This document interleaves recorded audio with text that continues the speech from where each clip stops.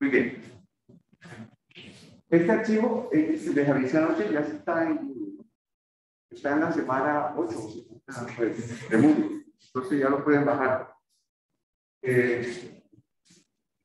Recuerdo que hemos visto que los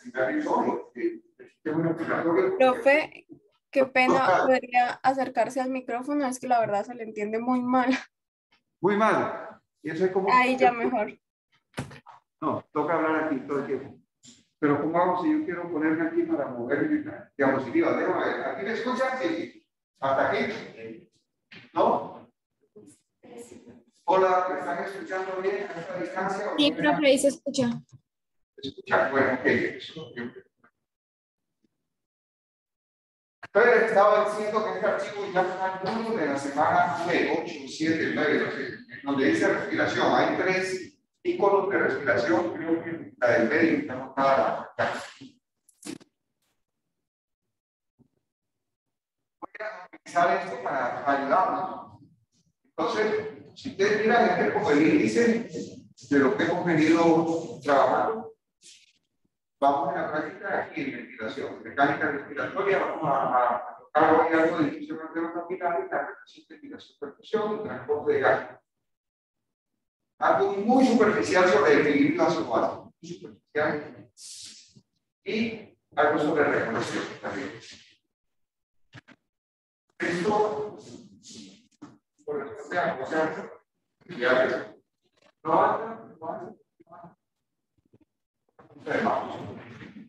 No sé si es mi internet, Profe. porque no estoy escuchando nada, o sea... Sí, no se escucha nada. No se escucha No nada, se profe. entiende bien.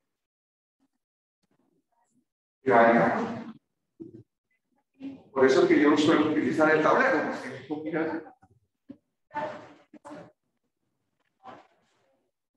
bueno, fíjense que voy a pasar rápidamente las primeras imágenes. Las primeras imágenes corresponden a lo que hemos visto. Es más, utilicé en el tablero el viernes pasado caricaturas como esa que tengo en el archivo.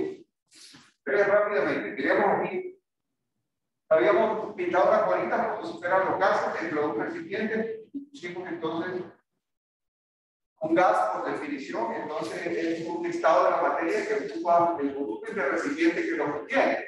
Entonces, digamos que tenemos este recipiente que contiene esa partícula de gas, pusimos 20 partículas, inventamos. Ellas chocan con las paredes y dan una presión determinada, dado un choque en las partículas. Si yo reduzco ese volumen del recipiente y debo las mismas 20 partículas que le mando la presión, aumenta el choque de las partículas es más frecuente porque están muy cerca de las paredes, choca más.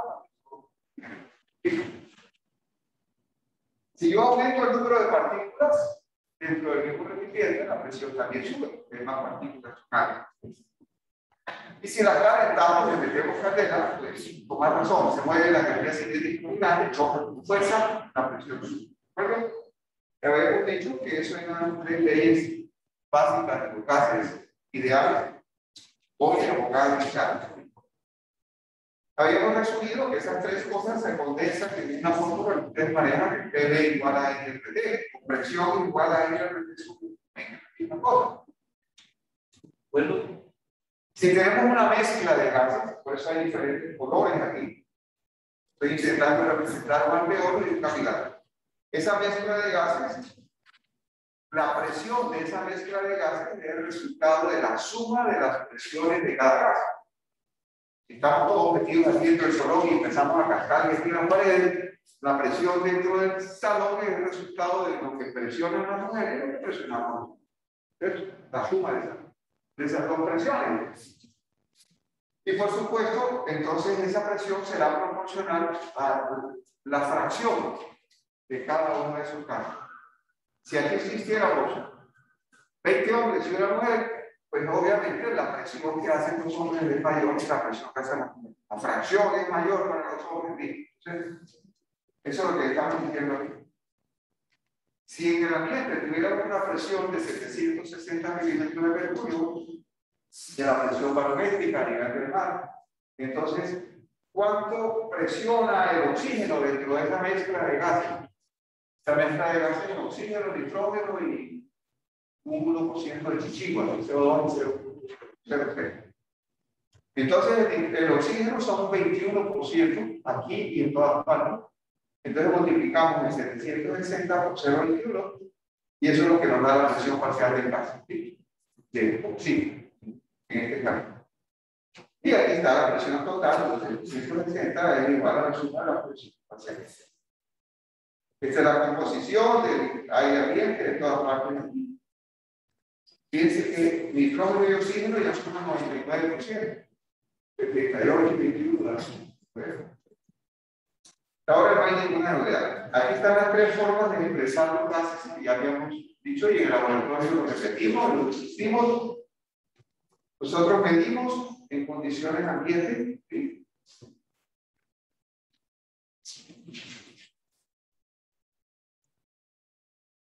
Nosotros medimos en condiciones ambiente y debemos convertirlos, si hablamos de paciente, debemos convertirlo en vez de TS.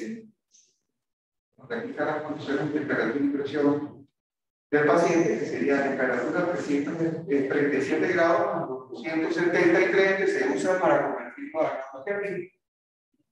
Y la presión sería la atmosférica menos la presión del vapor de agua, que hay que extraérsela para quedarnos solo con gas. La presión del vapor de agua, no olviden, depende de la temperatura. Tablas para eso. Entonces, a 37 grados, esa es la presión del agua. ¿Verdad? Si estuviéramos en el ambiente, por eso los kilómetros tienen termómetro, a nivel ambiental hay que medir la temperatura y buscar cuál es la presión del agua para buscar si estuviéramos interesados en ello. Si vamos a medir oxígeno y CO2 consumidos o producidos, nosotros medimos en condiciones ATPS y lo convertimos en condiciones de estándar. Esta es la condición. ¿Bueno?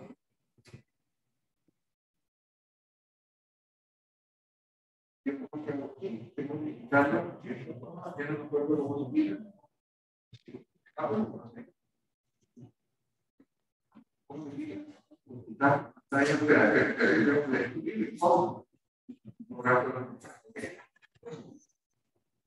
Dígame, no están pidiendo sobre el grupo. No escuchan nada, no se entiende nada. No hay mucho encontrar y no tenemos a ver. ¿Ahí me están escuchando ahora? ¿Me escuchan? ¿Sí? ¿No? ¿Hola? ¿No? Profe, se escucha pero no se entiende. Es que es una interferencia ahí. Como si hoy estuviera Se fallando escucha el como internet. eco. Sí. Y aparte se escucha eco.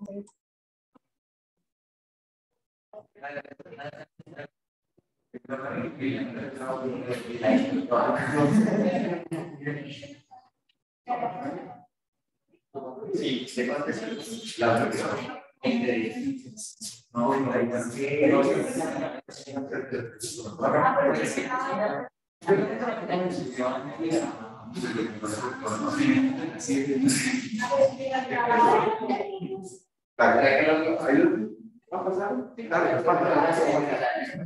Bueno, me voy a parar aquí a ver si ahora sí se entiende.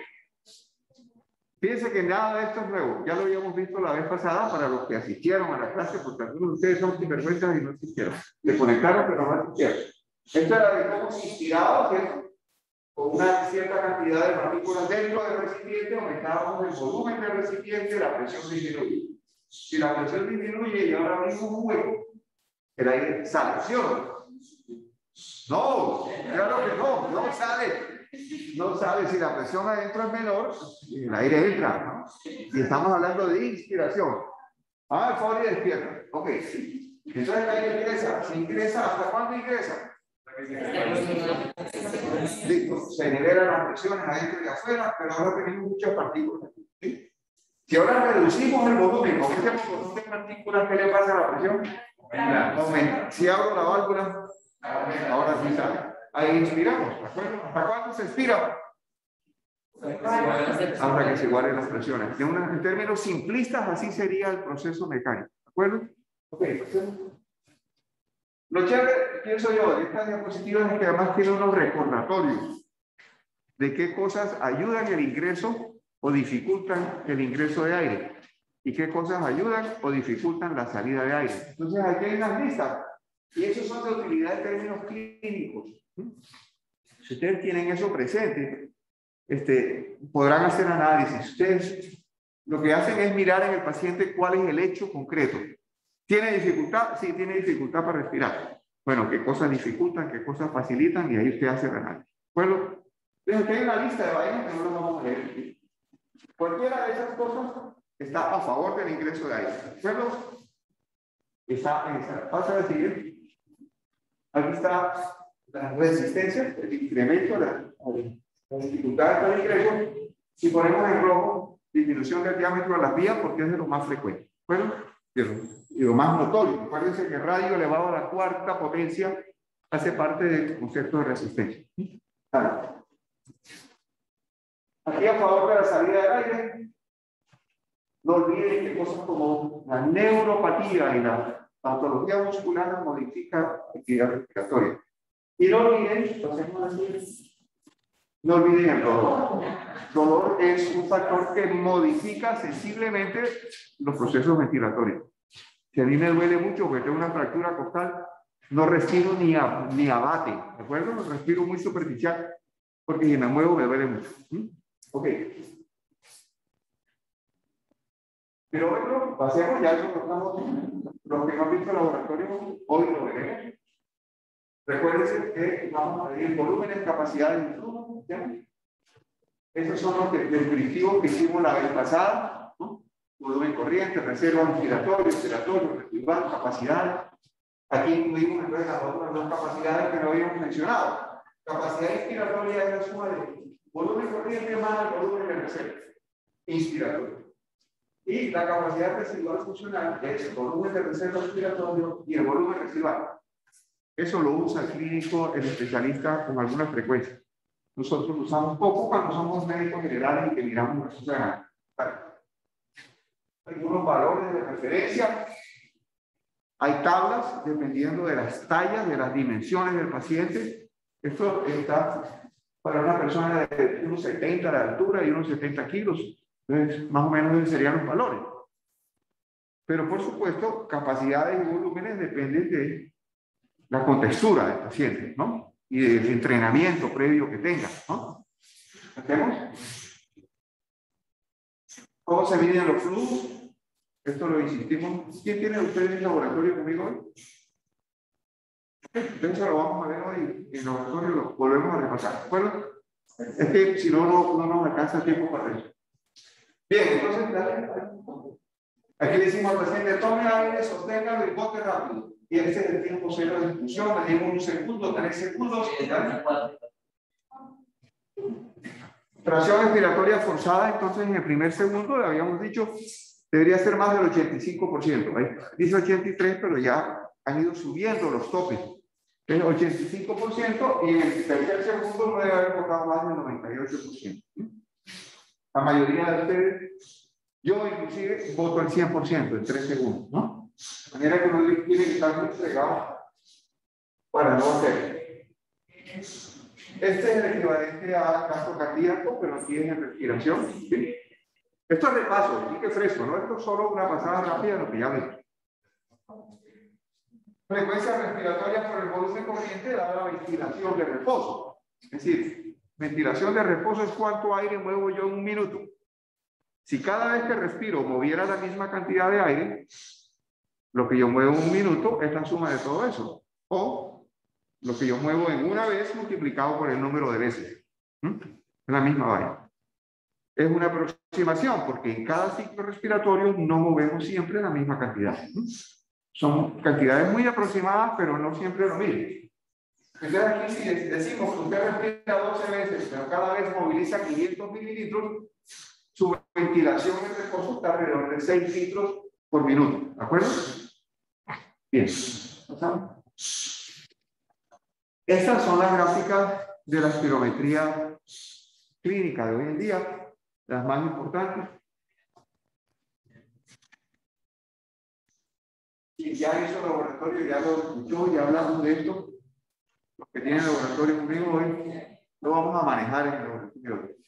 Pero fíjense que lo que les anticipo, para los que no me han escuchado, es que todo lo que vimos en las diapositivas de espirometría clásica antigua, esa de las oscilaciones con los flujos máximos, etcétera, se resumen en esta diapositiva. Hoy en día al neumólogo le interesa más que todo esta diapositiva, donde aquí representa flujos y volúmenes, ¿sí? No tiempo, no hay tiempo. El tiempo está embutido en el flujo, porque el flujo es volumen por unidad de tiempo. Entonces, bueno, lo punteado aquí corresponde a una espirometría normal y la línea continua corresponde, en este caso, a una enfermedad obstructiva. Algo de eso discutiremos en el laboratorio. Los que ya asistieron conmigo ya lo saben. Hay dos puntos claves que yo les recomiendo que miren. El pico este y este. Si hay un proceso obstructivo, usted va a evidenciar mejor el efecto en el eje de las Y, ¿sí? Porque el eje de las Y son flujos. Flujos son aire por volumen de aire por unidad de tiempo. Entonces, si yo tengo un proceso obstructivo, ¿me demoro más o menos movilizando el aire? Más, ¿cierto? Me demoro mucho más. Estoy tapado. Me demoro un montón, ¿sí? Entonces, los flujos serán bajitos, ¿sí? Por eso aquí, miren, comparado con este flujo bajito, comparado con este flujo se acerca a cero. Estos son expiratorios, no son inspiratorios. Un proceso obstructivo se expresa principalmente en el eje de la Y. Y los procesos restrictivos, que son básicamente volúmenes y capacidades, se expresan principalmente en el eje de la X. Esto de aquí es la capacidad vital del paciente. Si el paciente le faltara un pulmón, pues le va a caber menos volumen al final, le cabe la mitad. Entonces, en vez de tener eso, le tiene la. Entonces, en el eje de las X se expresan principalmente los procesos restrictivos y en las Y se expresan principalmente los obstructivos. ¿De acuerdo? ¿Hay mixtos? Sí, como el caso de la derecha es un paciente mixto. Este paciente tiene un problema de flujos, ¿no? Se le redujeron los flujos y al mismo tiempo tiene un problema de capacidad. Esta diapositiva salió en el parcial pasado, preguntando exactamente eso. ¿Qué es lo que usted ve aquí y qué va acá? Entonces aquí usted tendría que decir, aquí hay evidentemente un proceso obstructivo y aquí hay un problema mixto. ¿Sí? Así de fácil. Pasemos al siguiente. Esto también fue pregunta del parcial pasado, el parcial de respiratorio del grupo anterior. Esto sería como un procedimiento clásico de los movimientos respiratorios del paciente. Entonces, aquí usted tiene la situación A, estos son los movimientos del paciente, y esto es el mismo paciente en la situación B. Ahí yo le pregunto a usted, ¿ese paciente está hipoventilando, hiperventilando o no está modificando en la situación B? Hiperventilando, esa pregunta era un regalo. Perdóneme, ¿no? Yo no sé por qué hubo gente. ¿Ah? No se sorprenda, de pronto se la saco. Le pregunto distinto. Le pregunto un poquito diferente. Es que uno no tiene que más preguntar, uno pregunta siempre lo mismo. Porque uno pregunta sobre los temas centrales que usted tiene que saber. Uno cambia el lenguaje, pero uno pregunta la misma vaina todas las veces. Eso es obvio, miren. Esto es lo que digo, volúmenes que moviliza, está movilizando un poquito en cada respiración. Y además en 30 segundos fue 1, 2, 3, 4, 5, 6 respiraciones. En los mismos 30 segundos después que 1, 2, 3, 4, 5, 6, 7, 8, 9, muchas más. Y además cada una simultánea. Pero no, está hiperventilando. Era obvio. Y hubo gente que le confiaba. Bueno. Bien. Esto es para darle una sustentación numérica. Completémoslo. Vale. Fíjense que esas son las fórmulas equivalentes a las que vieron en circulación. ¿Y las vieron? Creo que sí. Bien, entonces, este B que no es volumen aquí, sino sería flujo, y que nosotros faltó un puntico, es el resultado de multiplicar la diferencia de presiones entre los extremos del tubo, por ejemplo, entre el medio ambiente y el espacio alveolar, ¿no? Esa diferencia de presiones es la fuerza que hace que el aire se mueva, multiplicado por la facilidad o dividido por la resistencia. ¿Usted quiere? Es decir, es la misma fórmula del voltaje, ¿no? Y de la corriente. Corriente de corriente, ¿no? Igual al voltaje, que es la fuerza impulsora dividido por la resistencia. Esto en fenómenos eléctricos.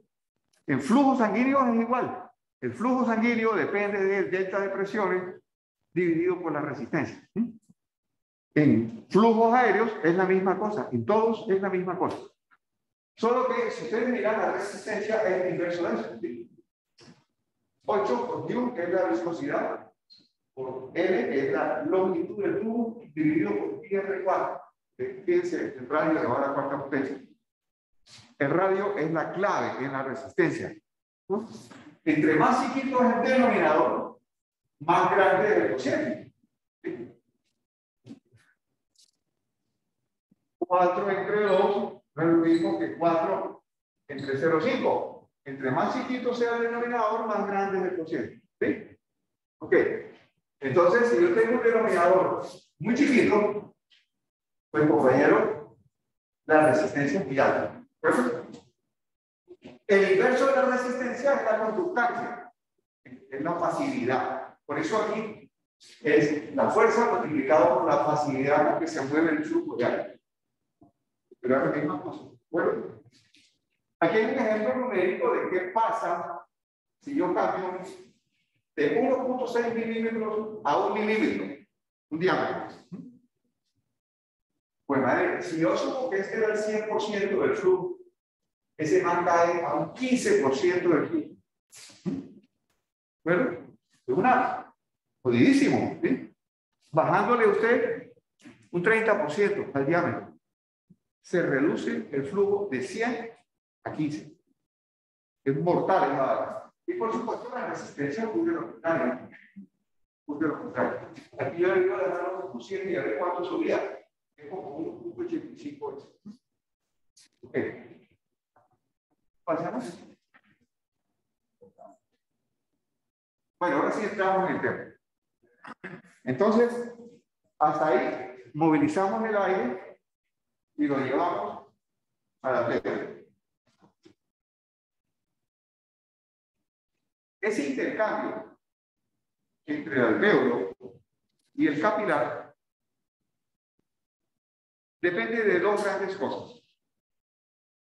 Depende, por una parte, de los procesos de difusión, que es básicamente difusión, que vamos a ver. Y, por otro lado, un balance entre flujos aéreos y sanguíneos. ¿Sí? Esas son las dos cosas que determinan el intercambio de gases. ¿Qué es eso del balance de flujos? Ustedes han visto las competencias ahora en las Olimpiadas donde se entregan, ¿cómo se llaman ahí? De relevo. En atletismo el man va corriendo y tiene que, el otro está esperando el tigre, recibe el banderín y arranca ahí. Es decir, la eficiencia de la carrera depende de los flujos de todos los participantes. ¿Sí? Si hay uno que se retrasa, el otro, por muy rápido que sea, se quedó jodido en la carrera porque este man tiene que esperar a que le entreguen el banderín. ¿De acuerdo? Aquí es igual. Hay un flujo de aire y hay un flujo de sangre. Si yo tengo un flujo de aire muy bueno, pero no hay quien me recoja la carga, pues estoy jodido. Porque los tejidos no reciben oxígeno y no sacan el CO2. No ve que aquí el transporte, hay paro aquí de camioneros, entonces ni modo, mano, aquí estos manes no recogen la carga. ¿Sí? Lo contrario también es válido. Yo tengo unos transportadores en sangre que están muy eficientes pasando, ¿qué hubo? ¿Ya salió la producción o no salió? Pero si la ventilación es mala, pues no hay quien le entregue la carga al otro, y aquí van camiones vacíos, Entonces, a eso es lo que llamamos la relación entre ventilación y perfusión. Pero, entonces, el intercambio de gases depende de esas dos cosas. De procesos de difusión que vamos a insistir ahora para el paso de gases en esa barrera, y depende del balance de flujos de aire y de sangre. Ok. Aquí estamos representando una caricatura de un alveolo, un capilar y unos glóbulos rojos. A ese matano le hizo falta una trampa. Una trampa que es aquí. Aquí yo creo que una cuestión más adelante se lo tengo. Muchos de los capilares hacen una trampa aquí, un puente aquí. Eso quiere decir que hay sangre que pasa por acá, pero hay una sangre que se mete por este túnel y pasa al otro lado. Y no entra en contacto con el sitio donde podría haber intercambio. Más o menos un 2% de la sangre hace trampa. No entra en contacto con la superficie donde podría haber un intercambio alveolar. Entonces, aquí a la salida saldrá una sangre oxigenada y limpia de CO2, pero que se mezcla con sangre con poco oxígeno y con mucho CO2. Pero un 2%, es poquito. Bueno, dale clic a la página para ver qué más tenemos ahí. Explica la saturación de oxígeno, ¿qué? Que normalmente no llega a ser de 100. No llega a 100%. Sí, señor, eso es lo que lo explica. Porque hace trampa, sí, señor. Ok, volvamos a la teoría. Entonces, miremos. Estas lejitas son la clave. Si yo tengo oxígeno aquí, el oxígeno tiene que pasar la membrana alveolar, tiene que pasar el espacio intersticial, tiene que pasar la pared del capilar, tiene que disolverse en el líquido de la sangre y después pasar la barrera de la pared del glóbulo rojo. Y es transportado dentro del glóbulo rojo. Una parte del oxígeno se transporta disuelto en sangre, pero la mayoría es transportada dentro del glóbulo rojo. Entonces, esas son las barreras a la difusión del oxígeno. Entonces, son membrana alveolar, espacio intersticial, pared capilar, líquido sanguíneo y membrana del glóbulo rojo. ¿De acuerdo? Cualquier cosa que aumente el grosor de esa barrera, estamos fritos. Neumonía, ¿no? Se llena el alveolo de pus. El oxígeno pone una pregunta de eso. Entonces el oxígeno está ahí, no se está el oxígeno. Ahora le toca cruzar toda esa barrera para nosotros. La difusión será pésima. ¿De acuerdo? ¿La ventilación está afectada? No, en la práctica los procesos básicos de ventilación en ese paciente no están afectados. Ese señor moviliza el oxígeno entre el ambiente y el alveolo, lo moviliza bien. ¿Sí? Pero pasar de aquí para acá, vale. Entonces, si yo quiero pasar por esa puerta y la profe Angie me ofrece una resistencia que antes no existía, ¿qué tengo que hacer yo para pasar? Más fuerza. O quitar la resistencia, es decir, quitar la neumonía, o aumentar la fuerza. ¿Y cuál es la fuerza? Presión. Es la diferencia de presiones entre el alveolo y el capilar. Ahorita vamos a hablar de esas presiones. Bueno, hay enfermedades entonces que comprometen el alveolo. Hay enfermedades que comprometen el espacio intersticial entre el alveolo y el capilar. Son algunas neumonitis que llamamos. Se meten procesos inflamatorios ahí, sobre todo cuando son virales o autoinmunes, o un COVID, ¿no? Que produce respuestas inflamatorias gigantes y no solamente hace coagulaciones aquí, sino que llena esto de depósitos y después llega a invadir también el alveolo. Dime, ¿tú levantaste? Una forma de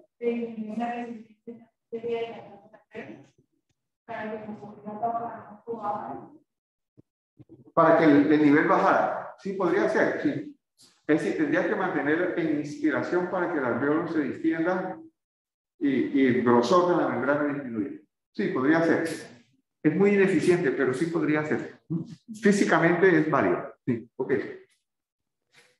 Existen enfermedades o algunas vasculitis, ¿no? Procesos inflamatorios de los vasos sanguíneos, donde también pueden comprometer la pared del vaso sanguíneo. Entonces la discusión también falla.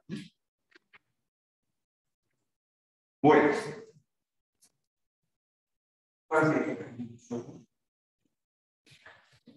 Solo para repasar lo que ya vimos el semestre pasado. Las cosas básicas de la difusión. ¿De acuerdo? La fuerza impulsora es el delta de presión. P1 y P2. Digamos que aquí estamos en el alveolo y acá estamos en el capilar. Ese gradiente de presiones es lo que define la fuerza. Si yo aumento la concentración de oxígeno alveolar, mejoro la difusión. Por eso el paciente con COVID, que tiene una dificultad a la difusión alveolo capilar, ¿qué hay que hacerle? Es lo que les pregunto ahorita. Que la profe Angie no vaya a pasar, ¿qué hago yo? O quito la resistencia, o ustedes dijeron bien, aumento la fuerza. Entonces yo la empujo para vencer la resistencia. ¿Qué significa aumentar la fuerza? Aumentar el gradiente. Bueno, entonces, ¿qué hacen en el hospital o en la clínica? Le meten mucho más oxígeno al paciente en el alveolo y eso hace que haya un gradiente de concentración mayor y el oxígeno pueda pasar. ¿De acuerdo?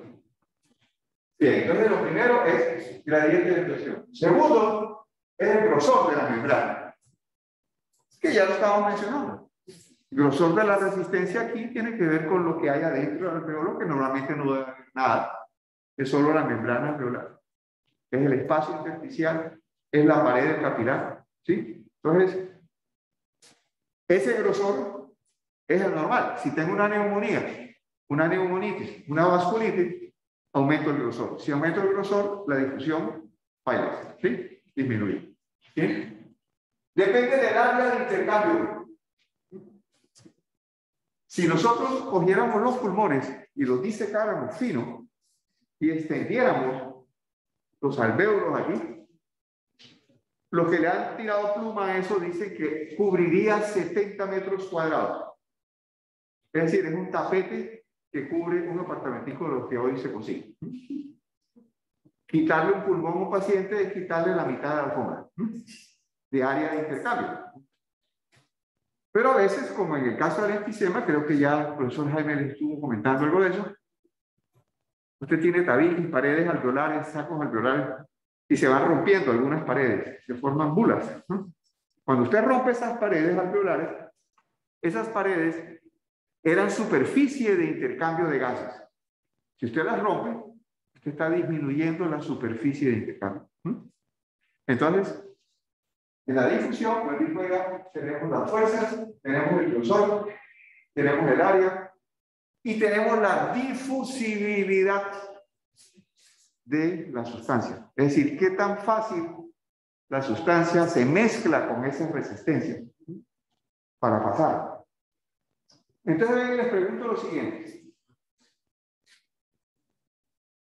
Ay, por favor, pongamos aquí 100.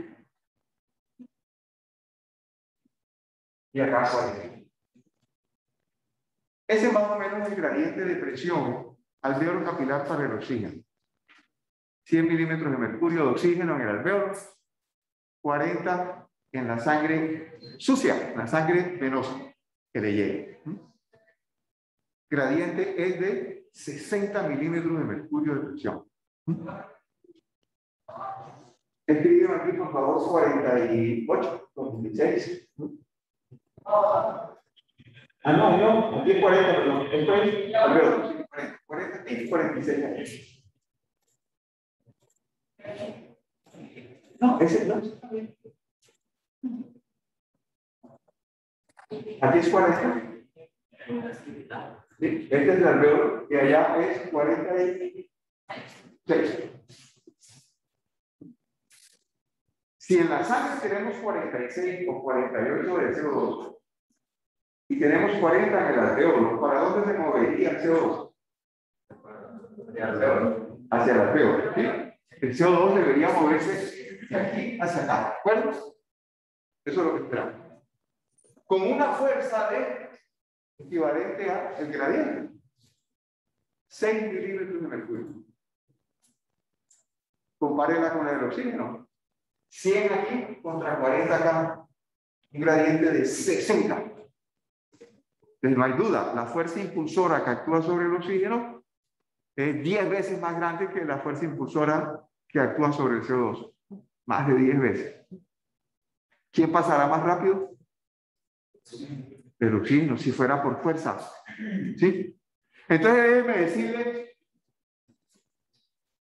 que si yo mido eso, resulta que los dos pasan a la misma velocidad. ¿Usted qué concluye?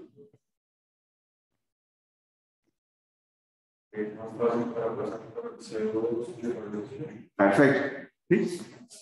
Entonces, fíjense que con un CO2 que está siendo empujado con 6 milímetros de mercurio, una fuerza muy chiquitica, pasa la misma cantidad que pasaría de oxígeno teniendo una fuerza de 60.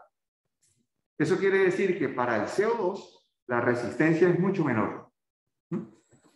Entonces la solubilidad del CO2 o la difusibilidad del CO2 es mucho más alta que la difusibilidad para el oxígeno. ¿Está claro eso? Dime. ¿Cómo? Por la naturaleza físico-química, ¿sí? Entonces, la composición de esas membranas es, para el CO2, esa composición es pan comido, no es una resistencia, ¿sí? Entonces, químicamente es más fácil que se mezcle con esas membranas y pase. Entonces, ya depende de la afinidad físico-química. Si usted recuerda, cuando hablábamos de difusión, hablábamos de eso. ¿De qué depende la resistencia? Lo primero que decíamos es de la naturaleza físico-química de la molécula y de la membrana. Entonces, por ejemplo, si tú pones una bicapa lipídica, yo te pregunto, ¿quién pasa más fácil? ¿Un sodio o un colesterol? ¿Quién pasaría más fácil? Colesterol. Colesterol. Colesterol. Entonces, fíjense que además, colesterol, que es una molécula gigantota, ¿sí? Debería pasar más lento, porque es grande comparado con un sodio. Pero el sodio está cargado eléctricamente y es una bicapa lipídica que no deja pasar los iones. Entonces, lo que sea liposoluble pasa facilito, lo que sea hidro le toca pasar por canales acuosos. Si no hay canales, el sodio difícilmente pasa, ¿sí? Entonces, fíjense, es la misma membrana para dos moléculas, inclusive una grandota y una chiquita, y pasa más fácil la grandota. Por la naturaleza físico-química, se puede, digamos así, disolver más fácil. ¿De acuerdo? Muy bien.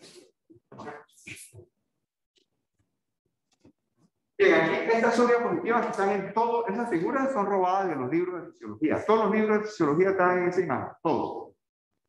Entonces aquí es como es la composición del aire y el CO2, perdón, de oxígeno y CO2 en el aire y el alveolo en cantidad en la alveola de los tejidos. ¿Sí? En el aire ambiente, fíjense que hay puro oxígeno y casi no hay nada de CO2. Y es un ambiente no contaminado. En el alveolo, sobre todo a nivel del mar, ya tenemos 100 milímetros de mercurio de presión de oxígeno.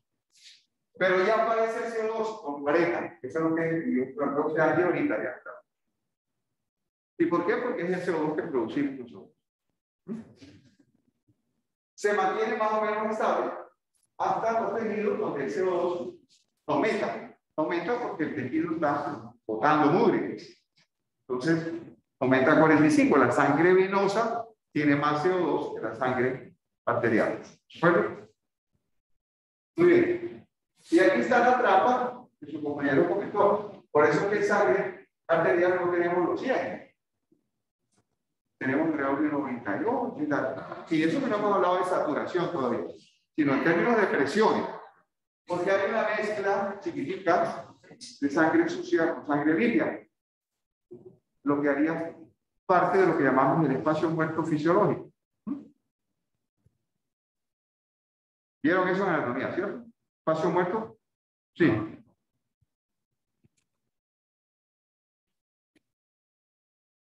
A ver. Espacio muerto, la gente habla de espacio muerto anatómico y espacio muerto fisiológico. Espacio muerto anatómico son todas aquellas estructuras donde no hay intercambio de gases. ¿Sí? En la práctica son las vías aéreas superiores hasta el bronquiolo terminal. Porque del bronquiolo terminal para adelante ya puede haber intercambio de gases.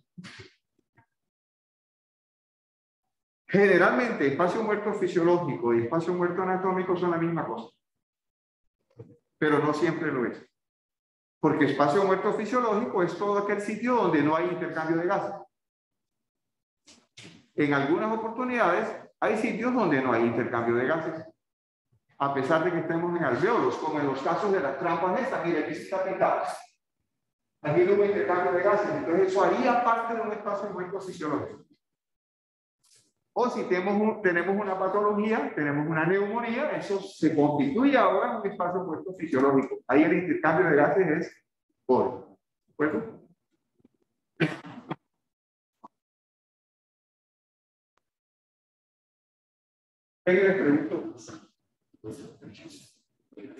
Les pregunto una cosa. Ayer una compañera de ustedes me respondió perfectamente bien. Creo que está leyendo. ¿Qué sería la ventilación alveolar? ¿Quién me dice qué?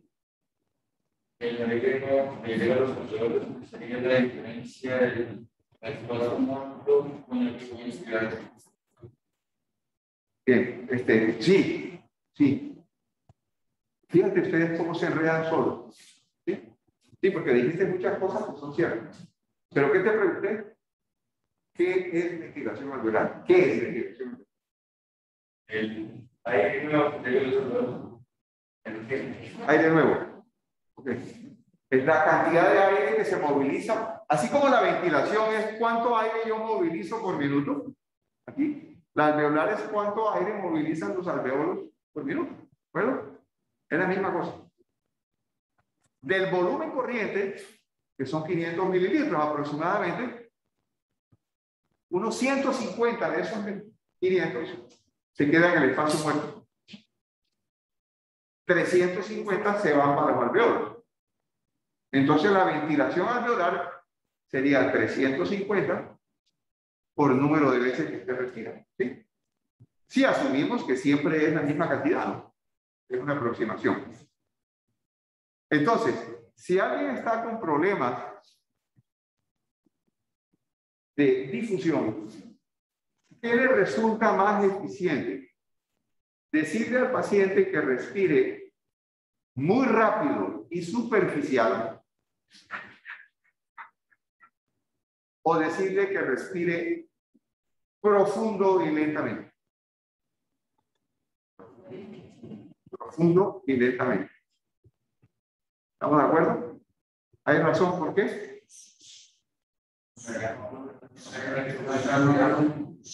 Uno solo es que Daría más volumen de aire y estaría disperso. Tiene más disponibilidad. ¿Pero por qué? Imagínate que yo respiro, voy a usar tablero, lo siento para los que están allá. Yo respiro 12 veces 500 mililitros. Eso me da 6 litros por minuto. Pero yo podría respirar 6 veces con 1000 mililitros. Y tengo 6 litros por minuto. ¿Sí? O podría respirar 24 veces por 250 y me da 6 litros por minuto. ¿Sí? Entonces lo que estoy preguntando es, ¿qué me resulta más eficiente?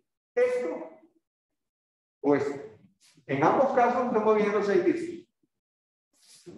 El menor porque le da más tiempo de llegada a los alveolos. ¿Cuál? Si yo respiro más rápido, Ajá. estoy sacando el aire más rápido y me doy tiempo de llegar a los alveolos. O sea, que se tiene suficientemente los alveolos. Si doy menos tiempo, pues permito respiraciones más profundas que si lleguen a los alveolos y pasa. Que hay más tiempo. Más tiempo, sí, tiene que ver con el tiempo. Dime tu opinión. También porque usted así, entonces está sacando el aire que no esté interactuando con los alveolos, está entrando otra vez y no alcanza a llegar a él. Entonces, en la práctica están diciendo lo mismo, con palabras distintas, pero están diciendo lo mismo. Si yo respiro muy rápido y superficial, estoy movilizando el aire del espacio muerto. ¿Sí? Estoy movilizando el aire que está en la tráquea y los grandes bronquios. Y no estoy cambiando el aire que está en el fondo. En cambio, si hago una respiración profunda, estoy lavando todo después. ¿Bueno?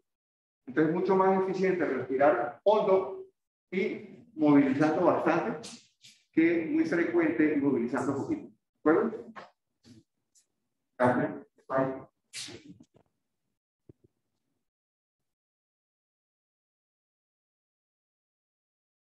Acá para que no se... Bien, entonces, esas presiones se las tienen que aprender, esas que están apareciendo en la diapositiva, tienen que aprenderse. ¿Sale? Aquí, presión de, fíjense, este sería la sangre que llega, con presión de oxígeno de 40 y CO2 de 45, 46, 48, más o menos es lo que le llega de CO2 al pulmón. Y debería salir 100. ¿Por qué 100? Porque debería ser la misma presión que hay en el alveolo. Usted hace el intercambio de gases en el primer tercio del capilar. Con eso es suficiente para que se nivele la presión. Es decir, usted tiene todavía 2 tercios de capilar de garantía. Si este van aquí no alcanzó a cambiar todo, todavía le queda camino para cambiar. Ok. Entonces, debería salir consciente. De hecho, por ejemplo, debería salir consciente. Pero cuando vamos a caer en América, ya se va un poquito. Eso lo tiene que aprender. Lo tiene que aprender, ¿por qué? Porque cuando usted coge un paciente y le pide gases arteriales, eso le informa cuál era la presión parcial de oxígeno, cuál era la presión parcial de CO2 en sangre arterial y en sangre venosa. Entonces, con eso usted va a hacer análisis. Bien, aquí viene esto que suele generar confusión. La relación ventilación-perfusión. Entonces, fíjense que si yo tengo un tapón en la vía respiratoria, vamos a hacer todo el proceso. Me da pena con los que están por fuera, pero yo no necesito usar tablero.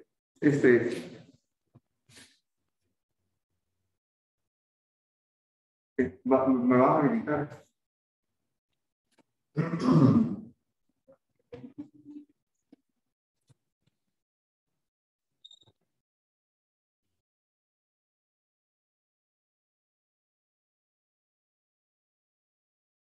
Bien, ¿estamos viendo? Sí, ok, gracias. A ver si te espero un ratito. Vamos a prestar ahora, ¿no? Bien. Entonces, imaginemos, esta es la situación normal. Tenemos 100 de oxígeno en el alveolo, 40 en el capilar. Cuando llega, si en ese momento yo tapara la ventilación, yo tapo la ventilación, bueno, aquí habrá un intercambio de gases y la tendencia a un equilibrio. ¿Cuál sería el equilibrio? 100 más 40 da 140, dividido entre 2 da 70. Entonces, cuando la sangre vuelva por aquí, ya aquí no hay 100. Aquí habrá 70. ¿Sí? 70. Y llega aquí 40. 70 y 40 da 110, entre 2, 55. Aquí queda 55. Cuando vuelve a pasar la sangre, bueno, la diferencia entre esas dos, ¿sí? Es decir, 55 da 95, entre 2, 45. Si usted sigue haciendo eso, significa que en algún momento la concentración de oxígeno aquí es prácticamente la misma que la que hay aquí. ¿Vale? Entonces, cuando usted tiene procesos obstructivos, la tendencia es a que el gas alveolar se parece al gas venoso.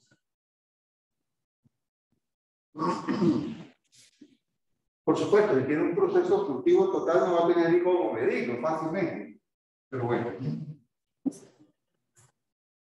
Lo contrario, yo no tengo un proceso obstructivo, si no tengo un proceso, es decir, obstructivo de la vía respiratoria, si no tengo una obstrucción aquí en el capilar.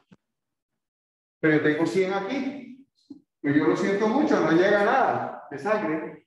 Pues claro, de pronto en este pinchito, sí, ¿no? 140, tal. Entonces, alcancé aquí 140 entre los dos, da 70, ¿no? Este señor bajó a 70, este señor llegó a 70, salió esto, pero aquí no llega más. Pero aquí sí. Eso quiere decir que este 70 vuelve así. Entonces, la conclusión es que cuando hay un proceso de perfusión, de mala perfusión, el gas alveolar tiende a parecerse al gas ambiental, a lo que hay en el ambiente. Usualmente usted puede evaluar este tipo de cosas si usted le recoge el final de la expiración del paciente.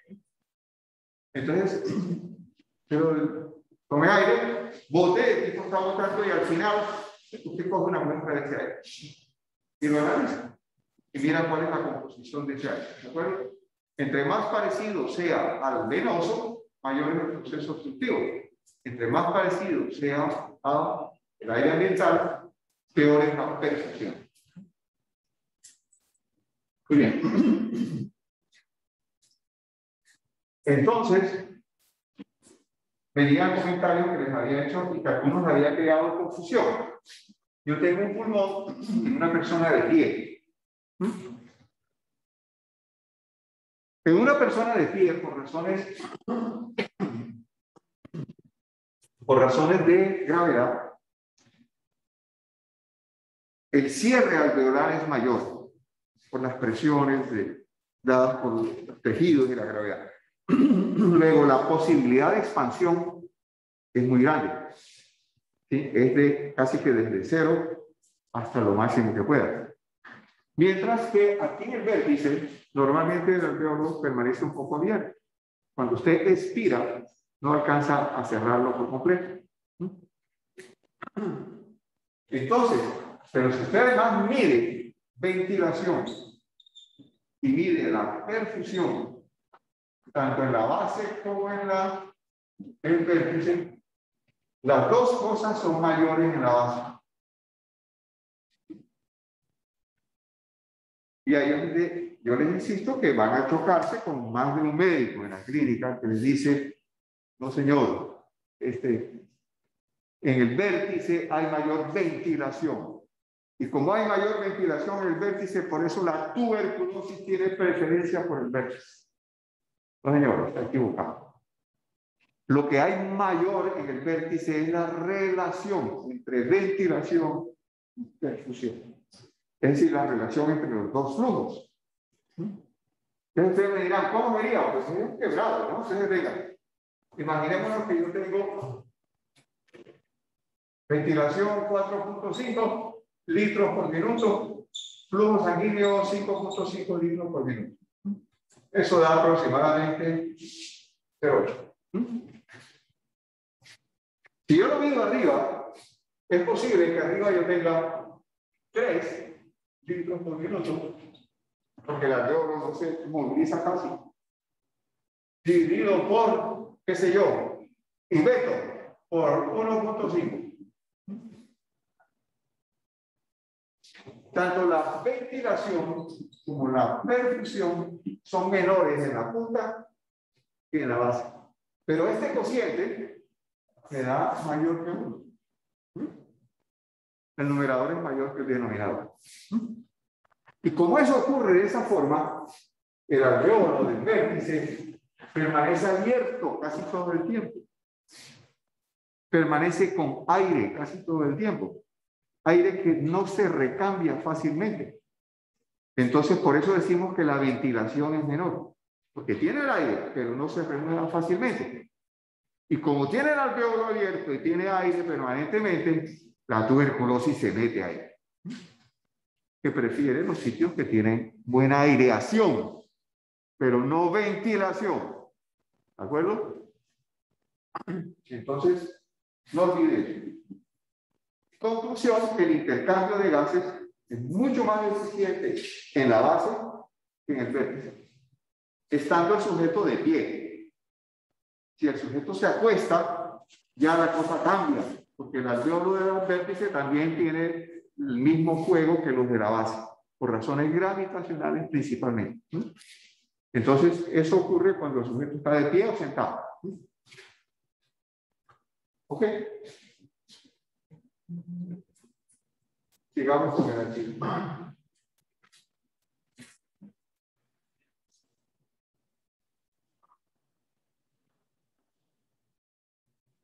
Yo creo que antes de que diga, ahorita que se explicaban los procesos de obstrucción en vía de desarrollo y de la baja perfusión. Sí. En los obstructivos la tendencia es que cada alveolar se haga rápidamente similar al venoso. Sí. Y en el de poca perfusión. Poca perfusión se parece al del ambiente. El alveolar se parece al del ambiente. O sea, que tendría todo el tiempo. Todo 100 o un poquito mayor, de orden de 150, porque el oxígeno ambiental está, si estamos a nivel del mar, son como 150. Es el 21% de 700 recetas. ¿Cómo se mide el gas alveolar si está? ¿Perdón? ¿Cómo se mide el gas alveolar si está? Ah, no, claro. Entonces tú lo que haces, por eso les dije específicamente, si tienes obstrucción total es muy difícil detectar eso. Pero como tú lo que mides es el conjunto, el total, entonces debe haber una proporción que te indica que estás saliendo de X medio forma. Sí. Ok, fíjense en esta que también está en todos los libros. Aquí tenemos una relación de obstrucción y de ventilación por perfusión deficiente, donde el alvéolo se parece a la sangre que viene venosa. ¿De acuerdo? Y aquí estaría la explicación. ¿O cuáles serían los casos? Entonces tendríamos una presión de oxígeno del orden de cercana a 40 y una de CO2 cercana a 40. Bueno, sería eso. Ese es un proceso donde la ventilación es mala. ¿Sí? Y es eso. Este de aquí es el normal. El normal entonces tenemos una presión de oxígeno de 100 y una presión de CO2 de 40. Y este sería, estamos por una tapón aquí en la circulación, en la producción. Entonces, claro, se parece a 150, que sería el ambiental, ¿sí? ¿Y cuánto de CO2? Cero. El ambiente más o menos cero de CO2. Bueno, entonces, pero en términos generales, yo quiero que ustedes queden en la cabeza eso. El intercambio alvéolo capilar depende de aquellos dos grandes factores. Uno, proceso de difusión. Todo lo que implique la difusión. Fuerza, resistencia, etc. Y lo otro, el balance de flujos. De esas dos cosas depende el intercambio de gases. ¿Sí? Usted puede llegar a tener un defecto de intercambio de gases por una insuficiencia cardíaca. Hola. Por una insuficiencia cardíaca. Un corazón que late mal. Entonces la perfusión es pésima. Entonces el aporte de oxígeno es malo. ¿De acuerdo? Bien. Profe. Dígame. Profe, yo, Andrés. Andrés, pues hablar. La gente con ortonea, ¿por qué se ahoga cuando está acostada si se supone que el ápex también intercambia mejor acostado que de pie? Ya. En insuficiencia cardíaca ocurre la ortopnea, que se llama. Cuando usted se acuesta, el retorno venoso incrementa. Por lo tanto, el volumen latido derecho aumenta. por un juego de presión hidrostática solamente, aumenta la filtración. Y si aumenta la filtración, usted puede hacer el edema pulmonar. Paciente con insuficiencia cardíaca se despierta, dicen los libros, con sed de aire, ¿no? A medianoche, ahogado, está haciendo edema pulmonar, porque está haciendo una extravasación de líquido hacia el espacio intersticial e inclusive hacia el espacio alveolar. Entonces se levanta y por gravedad, ahora el retorno venoso disminuye, entonces podría movilizar ese líquido. En la práctica es el grandote, pues lo grande. Creo que es eso, la explicación principal. Claro. Muy bien, entonces vuelve, ahí están los matachitos. Ya con colores, vamos a ver cómo se transportan estos gases. Dale, aquí viene un valor cierre. El oxígeno entonces discurre del alveolo hacia su capital y se disuelve en sangre. La cantidad que se disuelve en sangre depende de la solubilidad del gas y es una propiedad, es decir, es una milla, de orden de 0,3 mililitros por cada 100 mililitros de sangre. Lo que en la práctica significaría, si tenemos 5 litros de sangre circulando, significa que la sangre podría transportar 15 mililitros de oxígeno. Y uno en reposo, quietico, está normalmente consumiendo del orden de 250 mililitros de oxígeno. Claro, depende de la masa corporal, pero un adulto promedio está consumiendo del orden de 250 mililitros. Había una formulita para esa vaina para tener una idea más exacta de cuál es el consumo, yo no la recuerdo. Ok, entonces, si fuera solo oxígeno disuelto, estaríamos pésimos. No tendríamos cómo hacer el aporte de oxígeno necesario a los tejidos, estaríamos muertos. Por eso el glóbulo rojo es importante, por eso un proceso de anemia da una insuficiencia respiratoria en los tejidos, porque usted no lleva oxígeno a los tejidos. ¿Acuerdo? Porque la principal forma de transporte del oxígeno es la hemoglobina. Es capaz de transportar 1,34 en realidad, sale 1,39, pero es si fuera el 100%. Como no es el 100%, uno dice, póngale el 1,39, hagamos el cálculo posible. 1,39 mililitros de oxígeno por cada gramo de hemoglobina. ¿Cuántos gramos de hemoglobina tenemos nosotros? 14 en total. Por decilitro. 14 por decilitro. ¿Y por qué a mí me informaron que yo tenía 14%?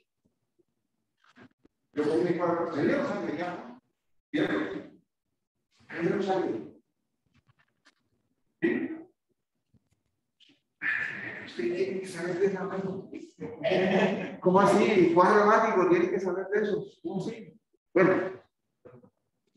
A mí me informaron que yo tenía una hemoglobina de 14%. ¿Usted qué me dice? Y él dice que yo debería tener 14 por decilitro. ¿Usted qué opina?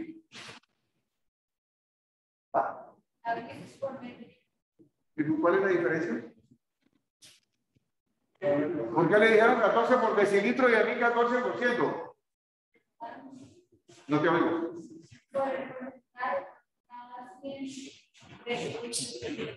No te estoy entendiendo.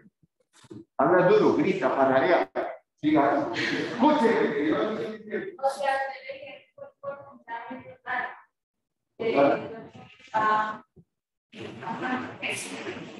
Bien, ustedes les meten el dedo en la boca y no se dan cuenta, ¿no, doctores? ¿No? Bien, 14% es exactamente lo mismo que 14 por decilitro, porque ¿cuánto es un decilitro? ¿Ah? Decilitro, una décima parte de un litro. 100 mililitros. Decilitro es una décima parte de un litro, es decir, 100 mililitros. Cuando a mí me dicen 14%, me están diciendo 14 gramos por 100 mililitros. Es exactamente lo mismo que decirle 14 gramos por decilitro. ¿De acuerdo? Es la misma vaina, es idéntico, no hay diferencia. Gente, tienen que saber de las cosas básicas, si no, me da pena, ustedes llegan al hospital y ustedes no pasaron por fisiología, pues. Ok. Pero nosotros tenemos alrededor de aquí, en esto estamos con 15 gramos, estamos con gente bien nutrida, 15 gramos, por ciento, ¿no? 15 gramos por 100 mililitros. Entonces sería 1,39 por 15 da 20,85 mililitros de oxígeno en cada 100 mililitros de sangre, porque eso es lo que tenemos de hemoglobina en 100 mililitros. Si lo volvemos a 5 litros, bueno, a ver, nos da más de 1000 mililitros, más de 1 litro de oxígeno que puede ser transportado en sangre. ¿De acuerdo?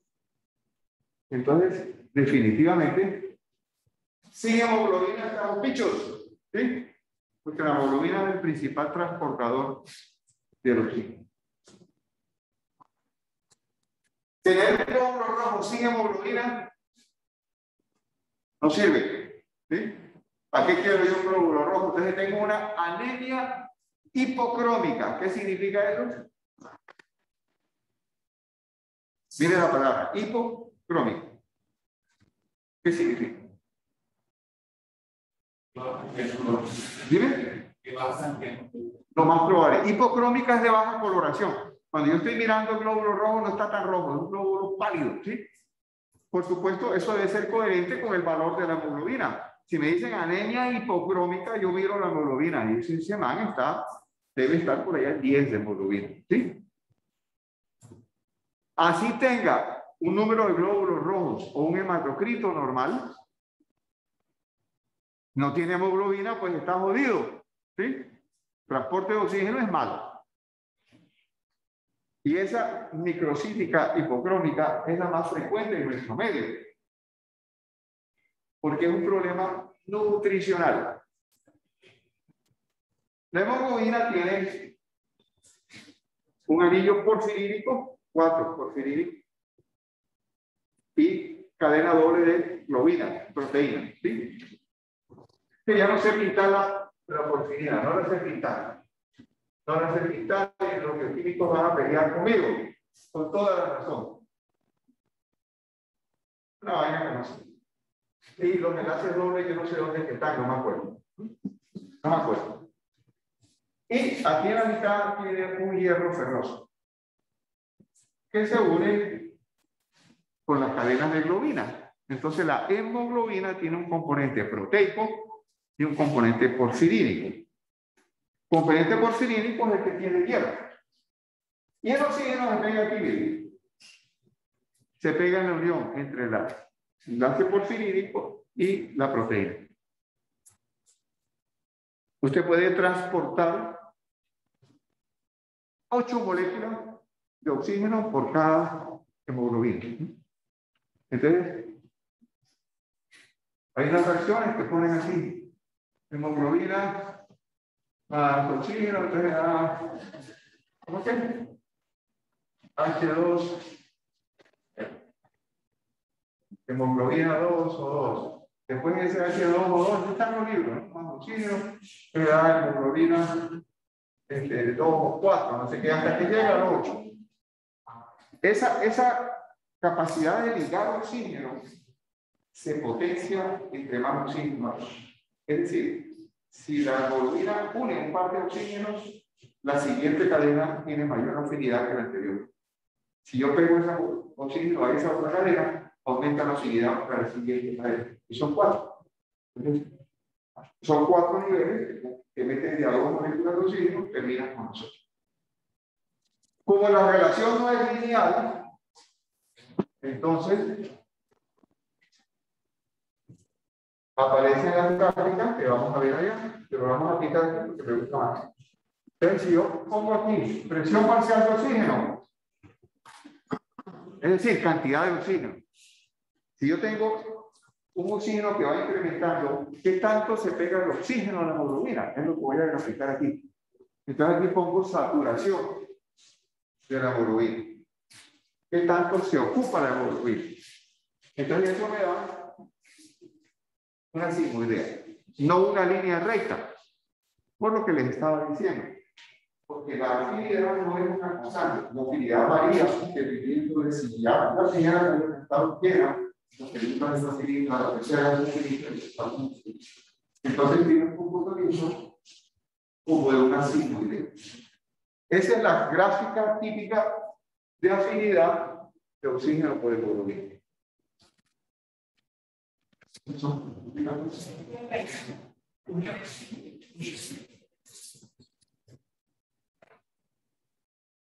Profe, perdón. Dígame. Esto es que no entendí por qué cuando aumentamos el oxígeno tendría que aumentar la afinidad de la hemoglobina. Porque cambia la estructura molecular. Es decir, afinidad es que tan fácil se pega a alguien con algo, ¿sí? Y al cambiar la estructura molecular se facilita que se pegue a la siguiente. Se cambia la estructura molecular. Hay unas descripciones muy bonitas en los libros. Lo que pasa es que yo casi nunca le paro bolas a esa vaina, a no ser que fuera a trabajar en eso. Porque en términos clínicos no me va a ser de utilidad, pero inclusive dicen cómo se separan o se aproximan las cadenas de hemoglobina, etc. Entonces, ¿por qué hace que se pegue más fácil el oxígeno cada vez que se modifica la estructura? Entonces, ese cambio molecular fino, yo no se lo sé describir, tendría que leerlo del libro o buscarlo. Pero lo que sí sé es que se modifica eso, ¿sí? Por eso no es una línea recta. Por eso no hay una relación de constante, lineal, dependiente de la concentración, sino es una sinuidea. Eso da unas ventajas. Cosas como esta, miren. En un cierto rango de presiones parciales de oxígeno, se mantiene la hemoglobina casi siempre saturada cercana al 100%. 100% aquí, bueno, de 97. ¿Sí?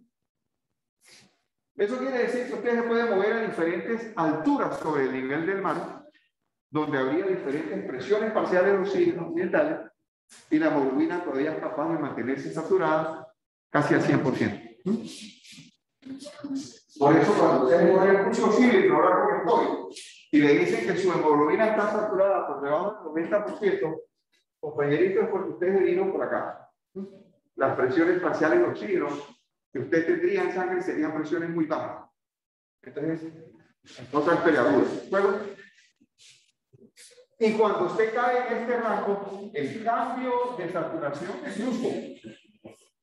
Por eso la gente alpinista llega a unas ciertas alturas que mantiene esto chévere, pero de un pasito más arriba, sobre el nivel del mar, cae en este nivel y se viene al carajo la concentración de oxígeno y el tipo saca la maleta. Por eso el alpinista, para andar 100 metros, se puede gastar un día, ¿no? No solo por la dificultad física, sino porque el paso es de una dificultad gigante. Ok, pero bueno, eso es un detalle importante. A eso lo llamamos la pendiente de Hill. Esa pendiente, y por mira, el deportista mejora esa pendiente. Es decir, el deportista hace algo como eso. Es decir, aumenta el rango de presiones en los que la saturación está cercana al 100%. Eso es uno de los cambios fisiológicos en la persona que se entrena en deporte aeróbico. Uno de los tantos cambios. Bueno, pero entonces, ahora miremos lo siguiente. ¿Cómo evalúo yo la afinidad de algo por algo? Entonces, Lina, ¿por qué me dijo? ¿Sí? Vamos a marcar unos segundos. Lina tiene dos amigos. Ella me contó tiene dos amigos. Y hay un amigo que la llama todos los días y le insiste, Lina, yo quiero salir contigo, vamos a tomar un tinto. Y ella, yo voy a pensar.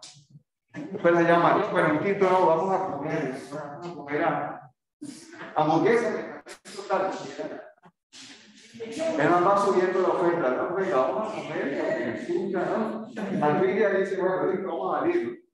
Sale todo y ella dice, bueno, mucho gusto, gracias. En cambio tiene el amigo B. El amigo B la llama y dice, tú bonita, y ahí dice que vamos a salir, ¿no? ¿Con cuál de los dos tiene mayor afinidad? ¿Algún problema con eso? Ninguno, eso es súper obvio. El amigo A tiene que hacer mucha presión para que ella se una con él. El amigo B, con muy poquita presión, ella ya se pega. ¿Está claro eso? Bien, miremoslo aquí. Entonces, un indicador de afinidad suele ser lo que llamamos la P50. ¿Qué es la P50? Es el valor de la presión que es capaz de saturar la hemoglobina al 50%.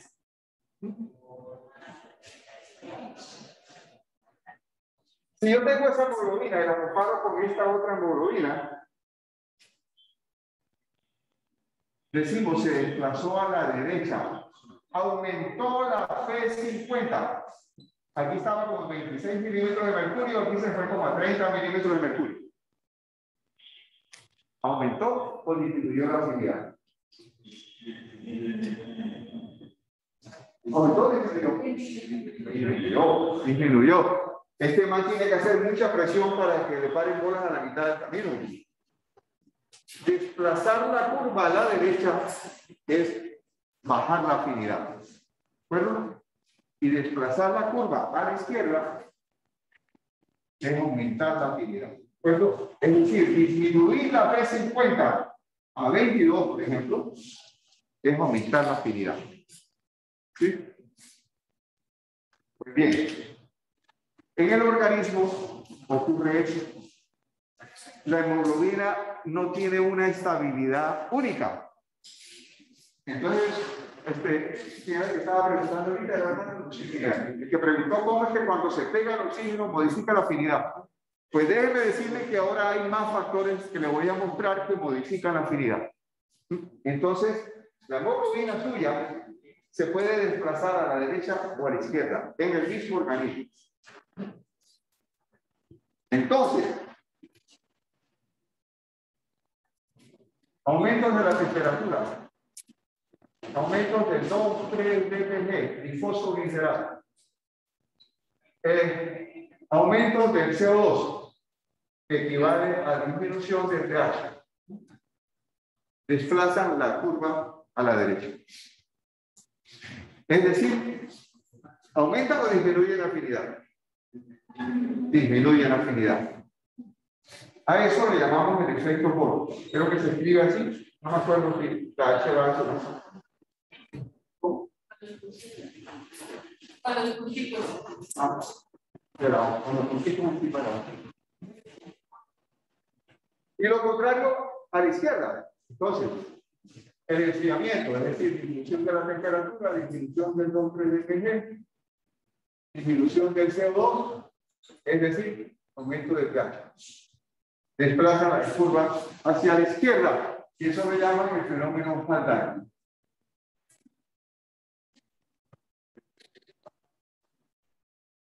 Sinónimos, entonces. Aumentar la P50 es sinónimo de bajar afinidad. Y es sinónimo de un efecto Bohr presente. Disminuir la P50 es aumentar la afinidad, es sinónimo de un fenómeno Haldane presente. ¿De acuerdo? ¿Dónde ocurre cada cosa? ¿Sí? Haldane. ¿Aquí lo llamo? Sí, porque lo describió. ¿Sí? Entonces siempre tomamos el pelo diciendo así: si usted va a Río de Janeiro al carnaval, no llegue, ninguno de los dos. No llegue, que vaya a llegar contigo. Porque usted va a tener que volver. ¿Sí? Entonces se lo voy a reducir. Usted va con el oxígeno y se va para la rumba en el carnaval de Río de Janeiro. En la rumba sube la temperatura, aumenta la producción de 2,3-DPG, eso hay dentro del linfocito, es el producto del metabolismo de la glucosa por la vía anaeróbica. Entonces, porque hay mucha actividad, se está consumiendo glucosa como un berraco. Y usted produce CO2, ¿no? Está trabajando, aumentando la temperatura, bailando y tal, todo eso ocurre. Es decir, ¿en qué parte del cuerpo ocurre la fiesta? ¿Dónde? La fiesta, esa fiesta. Eso es una fiesta, ¿no? Cuando hay fiesta ocurre eso. Aumenta la temperatura, aumenta el mugre, aumenta el CO2. ¿Perdón? Sistema vascular. Sistema vascular, ¿la cuál parte del sistema vascular? Cuando aumenta la frecuencia. ¿Con qué parte de su cuerpo habría fiesta? En el introncito. En el introncito. ¿Dónde? Cuando va a tu vida arterial, ¿qué pasa? Estoy haciendo fiesta. Estoy moviendo ¿dónde carajo es? Bueno, los tejidos. Músculos, por ejemplo, ¿no? Músculo o cualquier tejido. Los tejidos consumen ese oxígeno, necesitan el oxígeno, producen CO2, tal. Entonces, en los tejidos, por la actividad metabólica, sube la temperatura, produce 2,3 de pH y produce CO2. Entonces, en los tejidos ocurre el fenómeno Bohr. Eso significa, sube o baja la afinidad. Baja la afinidad. Entonces, usted llegó con su novio a Carnaval del Río de Janeiro y subió o bajó la afinidad. Baja la afinidad. ¿Qué hace su novio? Chao, manito. Se va. Si bajó la afinidad, se desprende de usted. ¿De acuerdo? Y si se desprende de usted, es posible que aparezca alguien con más afinidad y lo carga. ¿Sí? Por ejemplo, la mioglobina. La mioglobina es una molécula parecida a la hemoglobina y que está en los músculos. Si yo grafico la afinidad de la mioglobina, la afinidad de la mioglobina estaría por aquí. Y no decimos idea si lo es así. Es decir, la mioglobina tiene una altísima afinidad por el oxígeno. Entonces, si usted entregó su novio, compañerita, lo siento mucho porque me lo va a tomar. ¿Sí? La mioglobina es eso ocurre en los tejidos. La sangre sigue circulando. Y llega a los pulmones. En los pulmones usted bota CO2, pasó por hígado, riñón, eliminó 2,3 de pH, y en los pulmones se enfría la sangre. Ocurre el fenómeno Aldana. Es decir, ustedes dos regresan a su casa después, usted y su novio, la temperatura bajó, no se quiere una máscara, ¿cierto? ¿Qué le pasa a la afinidad? Bueno, entonces, esta es la fiesta de Río de Janeiro y esta aquí es su casa. En el pulmón, entonces, ocurre lo contrario. Ustedes pasan la sangre, aumenta la afinidad de la hemoglobina por el oxígeno, lo captan. Pues lleva el tejido, baja la afinidad del tejido. ¿Vale? Y no se reactiva. Y tiene afinidad por el oxígeno. Uno de esos es la mioglobina. Ok. Esa es la fisiología de la saturación del oxígeno por la hemoglobina. Pasemos rápido ahí, por favor, a las otras diapositivas. Por una hora pajarina.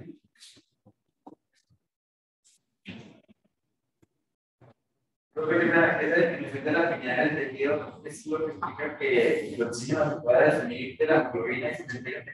¿Correcto? Sí, son sus ingenieros. Pues yo pensé que toda esta historia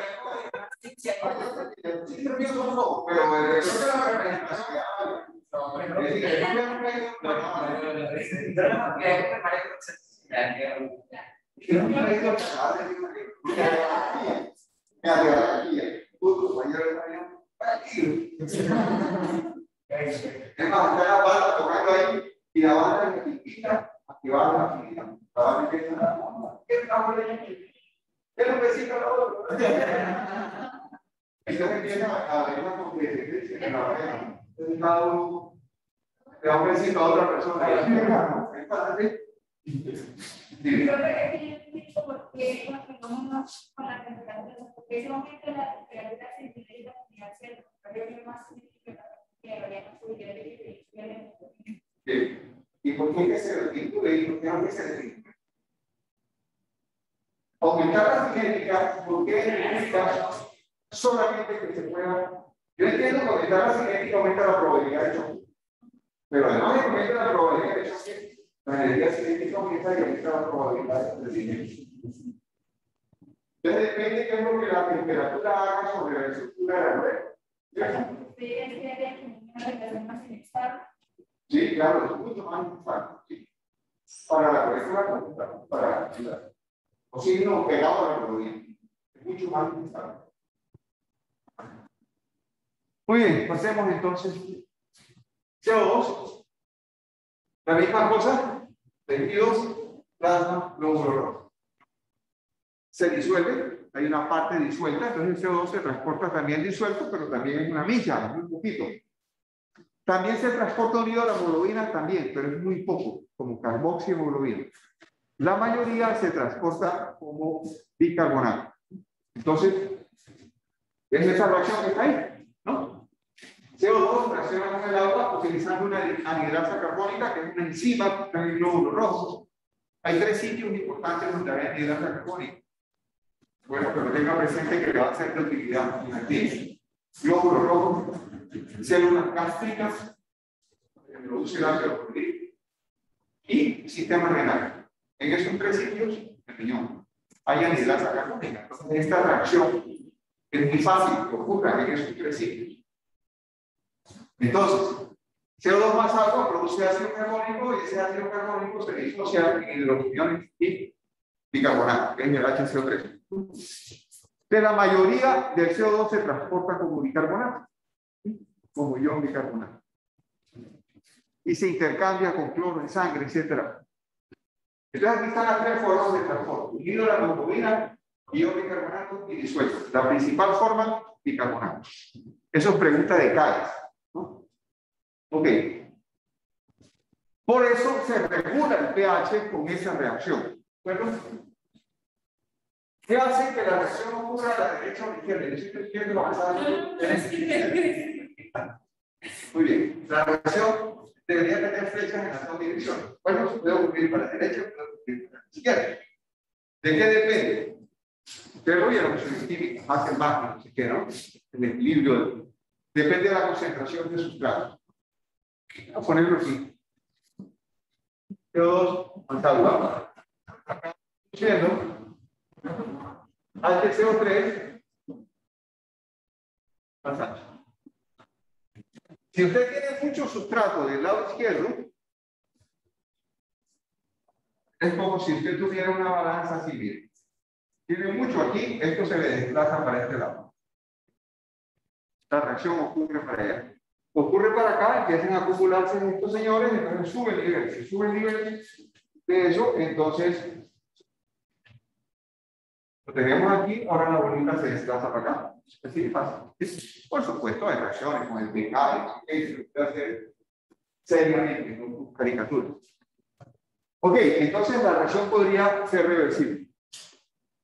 Si tiene mucho CO2 acumulado, usted produce mucho hidrógeno. Por eso, el fenómeno Bohr, pusimos del lado derecho incremento del CO2, ¿no? Que implica un incremento de los hidrogeniones, es decir, una disminución del pH. ¿De acuerdo?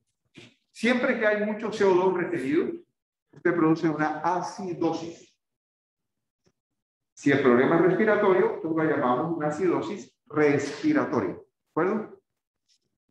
¿Cómo hace usted para corregir esa acidosis respiratoria? Pues tiene que hacer que la reacción ocurra en sentido contrario. Entonces, si usted elimina CO2, por ejemplo, ventilando, hiperventilando, ¿te quedó encerrado alguien? Sí,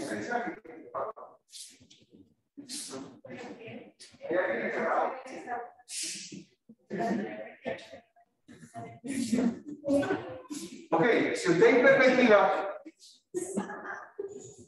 los internistas de los neumólogos les gusta la expresión que dice: si usted hiperventila, usted lava la sangre del CO2. Es decir, que limpia la sangre del CO2. Usted elimina CO2 si usted hiperventila. Por puro gradiente de presión. Si usted hace un vuelco, una sangre que venía con 46, 40 para botó CO2. Pero si lo hace rápidamente, entonces usted ese 40 lo bota hacia el medio ambiente. No le quedó nada en el alveolo, vuelve y usted elimina CO2, elimina CO2. Usted va limpiando la sangre de CO2 si usted intervenir. Si usted elimina el CO2, la concentración aquí baja. Luego, esta bolita le viene por acá. Entonces usted tenía mucho hidrógeno y empieza a producir CO2, se hiperventila y el CO2 se elimina por respiración. Por eso la respiración es el método más rápido de control de pH sanguíneo. Si usted tiene una acidosis, usted compensa hiperventilando.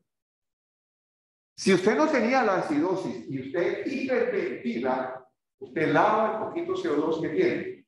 Entonces, en lugar de tener un pH bajo, usted tiene un pH alto. Porque usted eliminó CO2 y eliminó hidrogeniones. Entonces, la hiperventilación le produce una alcalosis respiratoria. ¿De acuerdo? Una acidosis se corrige con una alcalosis. Por eso usted hiperventila y corrige la acidosis, ¿no? Ese es un juego simplote de control del pH. El control del pH tiene muchísimas implicaciones y de cálculo numérico. Entonces, pero si usted tiene presente eso, ¿qué va a ser capaz de analizar? Entonces, recomendación primera. Cuando usted vea a su paciente, si el paciente está hiperventilando, puede ser dos cosas. O lo está haciendo porque le da la gana. Y si lo hace porque le da la gana, ¿qué debe estar produciendo en el pH? Una alcalosis. Debería estar produciendo una alcalosis. ¿De acuerdo?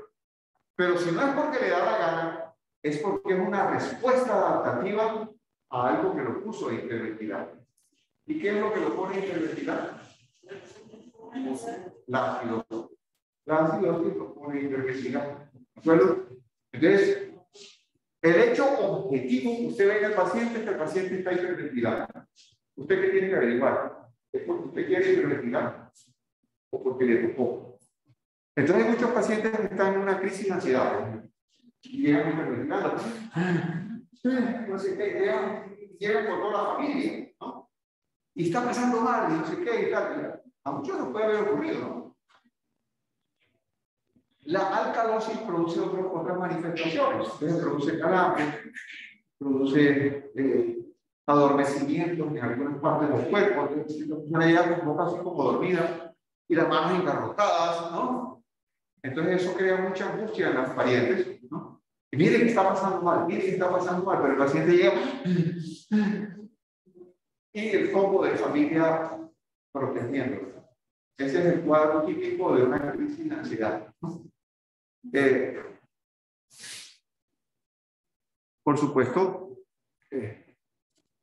usted desarrollará habilidades para identificar que hay un componente emocional importante. Lo primero que usted hace es que retira a la familia. Por favor, retírese, yo voy a ver. Ahí empieza a quitarle algunas ganancias secundarias que se llaman. Y el paciente sigue. ¿Cómo de corregir? ¿Qué habría que hacer? Corregir el cacho. ¿Cómo lo corregiría? Él está hiperventilando, luego está haciendo una alcalosis. Está hiperventilando, está haciendo una alcalosis. ¿Lo corregiría si le induzco una acidosis? ¿Cómo lo haría? Que reinale su CO2. Entonces, si él reinala su CO2, retiene CO2, y si retiene CO2, produce hidrógeno libre. ¿De acuerdo? ¿Cómo hacemos eso? Una bolsa. Póngalo a respirar en la bolsa. Póngalo una verdad cacareta.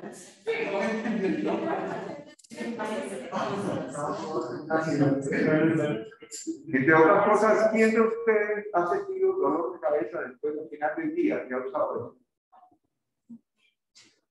Bueno, venga, la retención de CO2 es un vasodilatador potente, ¿no? Dentro de los mecanismos de regulación de circulación, de los mecanismos de regulación a nivel local, está el pH y el CO2. Pero cuando usted tiene condiciones de acidosis en los tejidos, generalmente la circulación se produce por factores locales y vasodilatación. Y la vasodilatación es la responsable del dolor de cabeza en la mayoría de veces. La vasodilatación hace que se pellizque, digamos así, los vasos en el fondo. Entonces, cada vez más rápido, usted está pichando aquí la inervación y usted tiene dolor de cabeza. Entonces, es entendible que cuando usted reinhala su CO2, termine con dolor de cabeza. Por eso, usted con el tapabocas, la recomendación es cuando no esté la gente cerca, usted va por allá, se lo quita y listo, primero, que nace. Pero lo contrario, usted sigue viendo.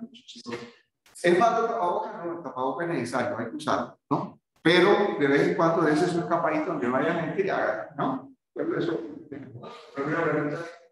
Cuando la respuesta de que se dice retirar, tiene que nos dejar del. Listo, sí, vamos.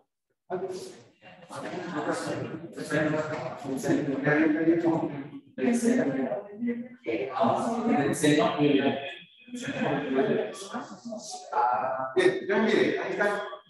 Este es un resumen de lo que sería. Oye, un resumen muy burdo. Todos los libros de fisiología traen un capítulo de regulación respiratoria. Son capítulos pesados, pero vale la pena que lo estudien. Aquí damos a ver, pero bueno. Usted tiene, mire, un montón de sensores que tienen que ver, de sensores neurales que tienen que ver con el control respiratorio. Entonces, por supuesto, los más importantes son los sensores de CO2, oxígeno y de hidrógeno.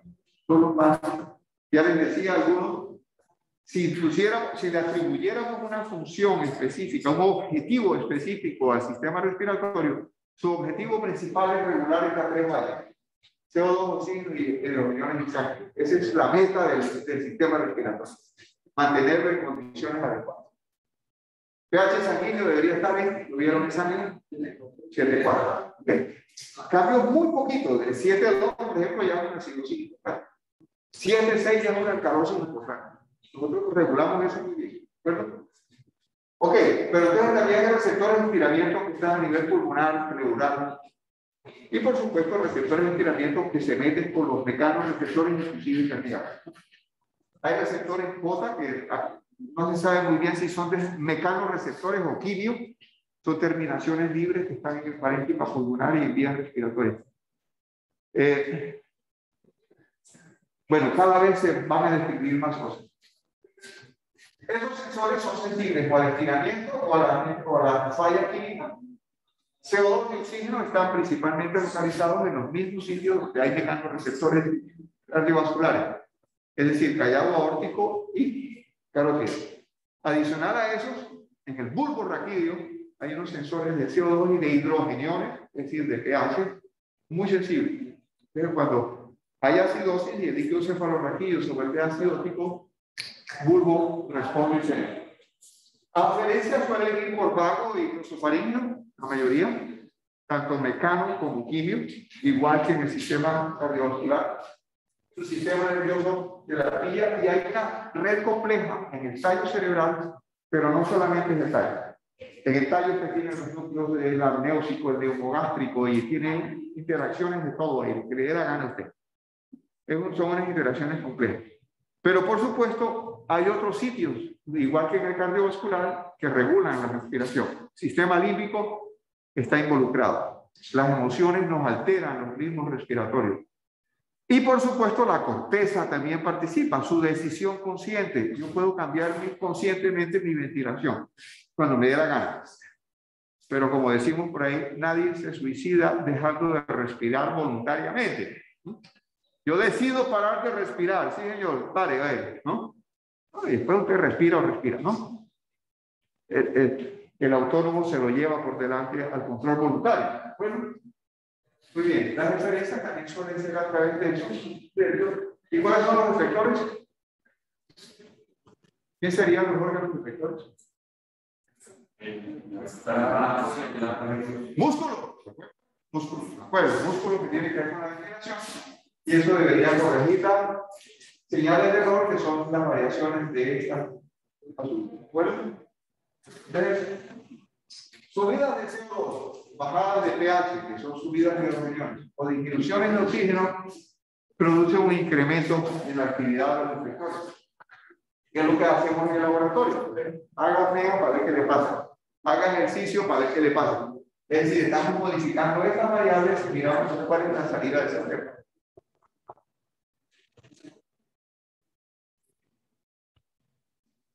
Siempre los invito a que ustedes construyan un que se llama mapa conceptual. ¿No? Monten un sistema respiratorio. Arranquen poniendo de objetivo es regular CO2, oxígeno y hidrógeno. Y ahora empieza a poner flechitas y pone los sensores. Una vez como esta, pero meta de más cosas. Entonces aquí, esa experiencia sobre los músculos. Entonces los músculos, ¿de qué manera interfieren? Interfieren en los movimientos que inspiración, no sé qué. Y dentro del proceso ventilatorio hay resistencia, hay esfuerzo, no sé qué vaina, hay espacio muerto. Ponga todo lo que pueda. Pero es que además después viene la división alveolar capilar. Ponga todo lo que pueda en módulos a funcionar. Y juegue. Meta el dedo con los ojos cerrados en ese sistema. Miren.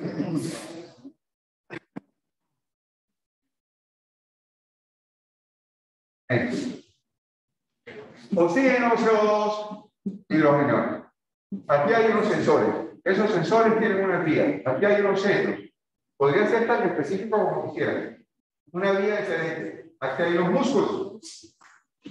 Entonces, los músculos implican sobre la acción de la mecánica respiratoria. De la mecánica respiratoria usted tiene entonces flujo, volúmenes, capacidades. Y por supuesto, los flujos implican resistencia o resultado. Pero después de eso, usted tiene una difusión alveolar capilar. Y eso depende del proceso de división propiamente dicho y del balance de la ventilación y perfusión. Pero después de eso tiene que ver con el transporte. Entonces el transporte, bueno, listo, de hemoglobina, bicarbonato, la gente va. Ya, vamos a dejarlo de ese tamaño. Cierre los berracos, son metas de lo que quiera. Y modifique. Lo pongo aquí. ¡Ah! Listo, juguemos con la resistencia. Si yo aumento la resistencia, ¿qué ocurre? ¿No? Entonces, en un modelo de estos de sistemas, si usted mira el modelo del sitio donde metió el dedo hacia adelante, usted está mirando las consecuencias de lo que ocurre ahí. Si usted mira hacia atrás, usted mira las causas de esa modificación. Si usted usa esa estrategia con los pacientes, les garantizo que les va a ir muy bien, analizándolo. Generalmente, usted mira las manifestaciones del paciente que tienen que ver con eso. Es el tipo que le llega hiperventilando. Ah, bueno, entonces es como si hubiera metido el dedo aquí. Oye, ese man está con los flujos aumentados. Y está aumentando, ¿qué? La frecuencia, la amplitud y tal. Listo. Si yo miro hacia adelante, ¿qué espero que produzca esa ventilación? Esa hiperventilación. De arranque va a producir una alcalosis. O es que el man lo está haciendo porque de atrás viene con una acidosis. Entonces, si yo me fuera hacia atrás, digo, antes ya venía con una acidosis y está compensando con la hiperventilación, y me voy para atrás. ¿Será que hay un problema en los centros? ¿Será que hay un problema en los sensores, en las vías? ¿Realmente el man tenía un cambio en el pH? ¿Lo puedo medir? ¿Se lo puedo solicitar? Hágale gases arteriales al paciente. Los gases arteriales por donde hacen, yo y informan cloro y bicarbonato, y ustedes se lo informan los gases arteriales. Y usted sigue de aquí para atrás, ¿no? Y usted va a averiguar, en última se tropieza con la causa. Entonces, de pronto tuvo que dar toda esa vuelta para llegar a decirles que, mire, el man tiene una neumonía. Pero no llegó aquí, llegó dando la vuelta hacia atrás. Entonces, claro, como tiene una neumonía, ese man tiene poquito gas transportado, tiene poquito oxígeno, tiene mucho CO2, los sensores están engarracados, avisaron a los centros y el tipo está hiperventilando. Bueno, ejercicio con cualquier sistema respiratorio, cardiovascular, lo que usted quiera. Entre más completo monte usted el mapa, mucho mejor. Y la invitación es a que haga eso. Señale en cualquier sitio e invéntese un cambio en ese sitio. Y no hay sino tres posibilidades. O aumentó, o disminuyó, o no cambió. Lo que usted quiera, lo que usted quiera. Esta cosa aumentó, bueno, ¿qué fue lo que aumentó? Entonces la pregunta es, ¿por qué aumentó? Váyanse para atrás. ¿Cuál es la consecuencia? Las consecuencias pueden ser compensatorias. Las consecuencias de lo que pasa aquí tienden a corregir el defecto. Cuando el paciente está enfermo, cuando no consigue compensar. está jodido y no consigue compensar. Entonces ahí es donde usted lo ayuda. Averigua qué es lo que le está pasando y usted le mete mano. Dime. ¿No? Bueno, yo creo que vamos, no lo va a hacer. Uy, terminamos. Yo creo que le vamos a hacer. Bueno, ese archivo de que vaya. Los únicos que vean de escribir lo privado. Esto da vergüenza, iba privado, esto lo contrario a la pues, sabéis cuál es mi carnado. No me creo que 40, 24, más 32. Definirlo se lo hace en una interacción entre el sistema de respiratorio real. Que ahorita vamos a estar en el real. Voy a pedir a los profesores que les haga. Creo que no tiene mucho tráfico. A ver,